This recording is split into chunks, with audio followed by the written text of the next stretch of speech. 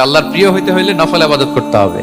কি কি নফল ইবাদত করে আল্লাহ তাআলার প্রিয় হতে পারে আমি দুই একটি আপনাদের সাথে শেয়ার করব ইনশাআল্লাহ। এক নাম্বার, আল্লাহর কোরআনের তেলাওয়াত। এটা আল্লাহর বাণী। কোরআন তেলাওয়াত মানে আল্লাহর সাথে কথা বলা।